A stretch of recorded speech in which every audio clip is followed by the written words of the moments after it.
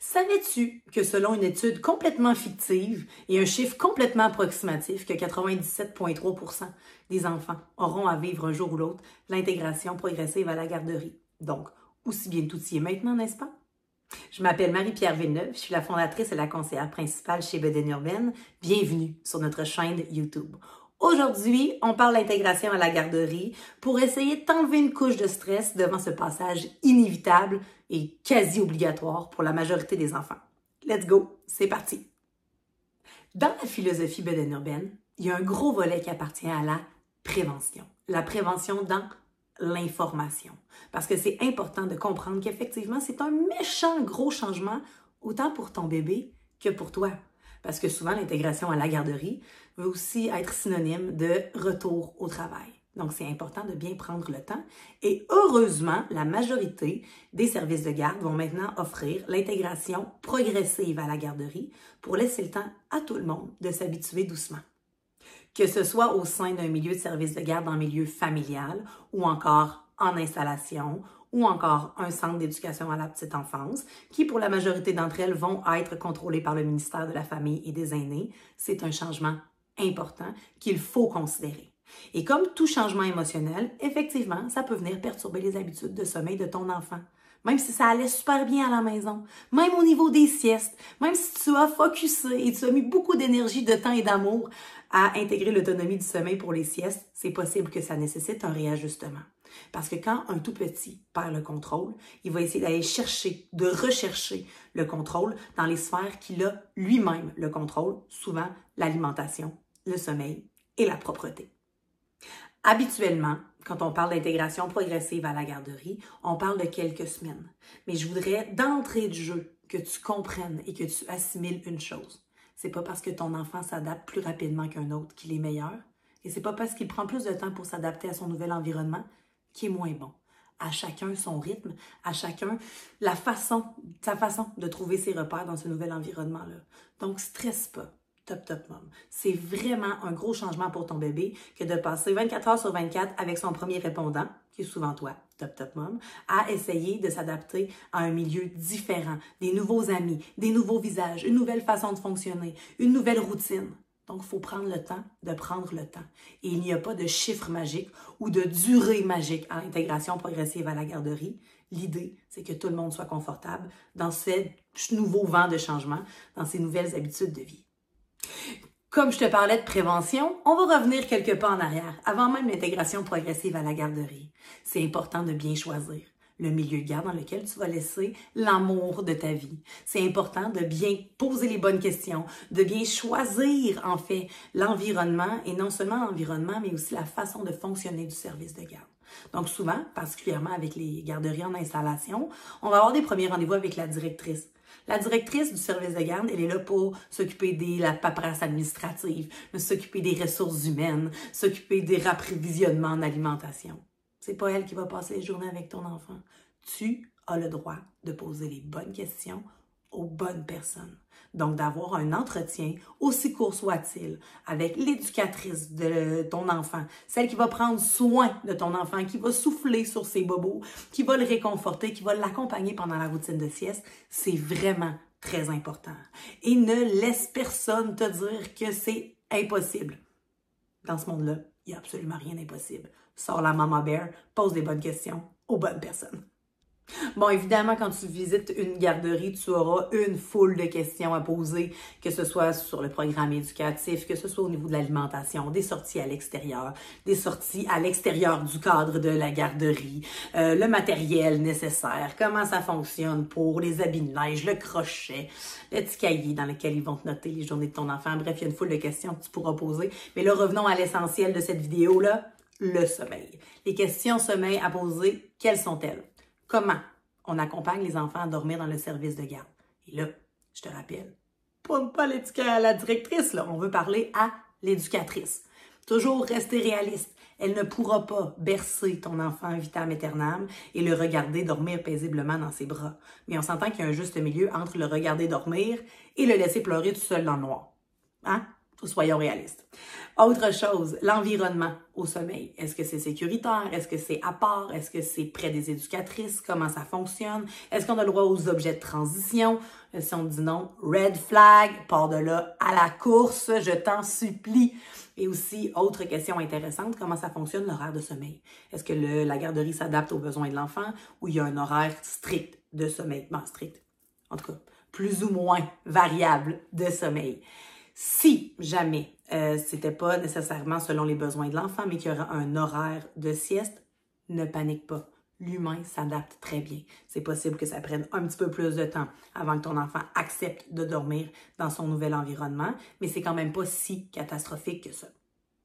Et que faire si mon enfant a encore besoin de 2 siestes, mais mon éducatrice est convaincue, noir sur blanc, qu'il est possible qu'il fasse une seule sieste dans la journée? Ben écoute, si c'est le même nombre d'heures dormies dans la journée, c'est quand même pas si dramatique que ça. Si ton enfant est d'humeur agréable jusqu'à la sieste à l'après-midi, qu'il n'y a pas de répercussions sur son sommeil le soir, laisse-la aller avec tout ça. Mais s'il y a un enjeu au niveau du sommeil à la maison, que tu trouves que le comportement de ton enfant est changeant, que ça amène son lot de difficultés au niveau, encore une fois, de l'alimentation ou la propreté, c'est important d'avoir une discussion avec ton éducatrice. Elle doit s'adapter aux besoins de ton enfant. Et je me permets une parenthèse pour nos merveilleuses éducatrices. Je le sais que le cas par cas peut être compliqué par moment, mais c'est important quand même de respecter les besoins de sommeil de chaque enfant, sachant que le manque de sommeil peut avoir des répercussions sur son bon développement, que ce soit au niveau cognitif, au niveau moteur, etc. Donc, si c'est pas possible de rester à la maison parce que le matin, les plus grands veulent aller au parc ou encore jouer à l'extérieur, peut-être faire dormir les tout-petits dans des poussettes, des porte-bébés, bref, trouver un juste milieu entre les besoins de sommeil des tout-petits et les besoins de bouger des plus grands.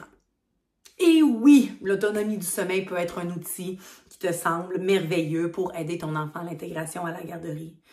Mais il ne faut pas virer fou avec l'autonomie du sommeil non plus, parce que de toute façon, l'intégration à la garderie va souvent amener son lot de changements dans les habitudes de sommeil de ton enfant.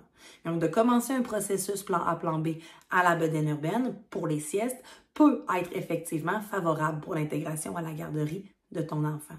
Mais s'il te plaît, profite aussi des dernières semaines, des derniers mois de ta mission maternité. C'est important d'en profiter pleinement et de ne pas devenir obsédé de l'autonomie du sommeil comme si c'était un prérequis pour rentrer à la garderie.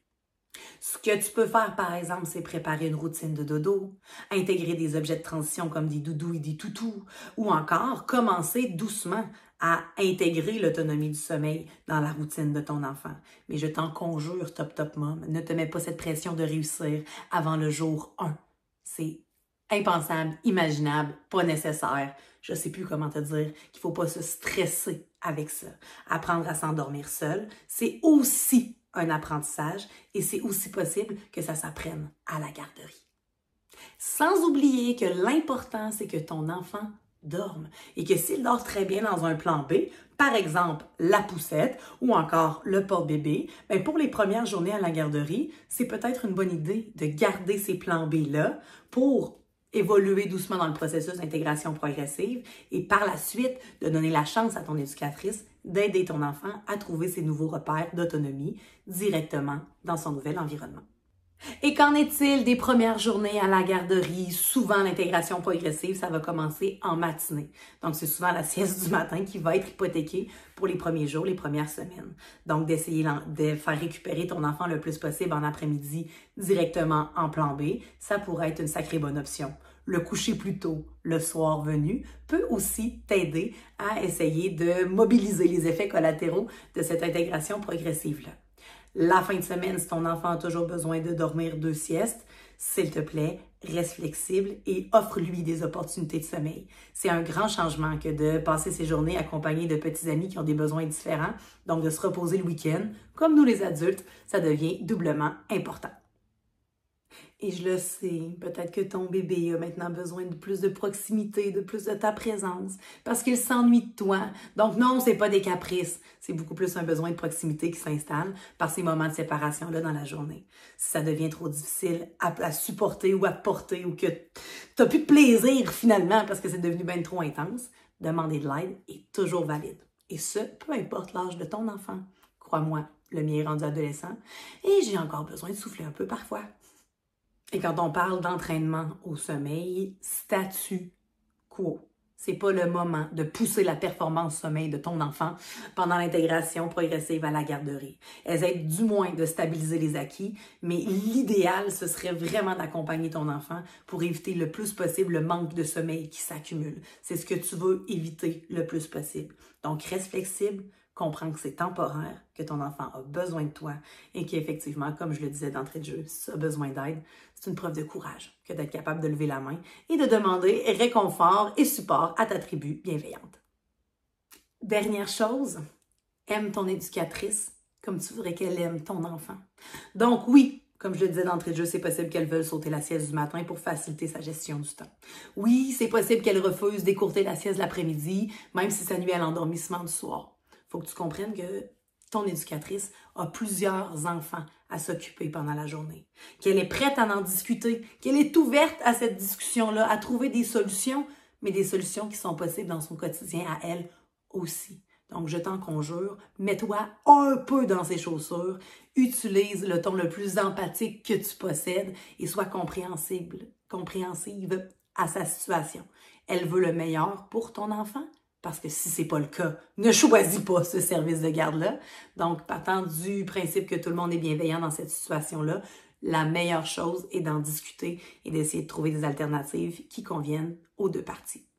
J'espère que cette vidéo t'a plu et t'a donné le boost de confiance que tu avais besoin pour l'intégration à la garderie. Je t'invite à t'abonner à la chaîne YouTube de Bedaine Urbaine, à activer la clochette de notification pour ne rien manquer des miracles du sommeil et à partager cette vidéo à une maman, une amie qui aurait besoin d'entendre ces trucs et astuces pour faciliter l'intégration à la garderie. Je te dis à très bientôt. Top, top, mom!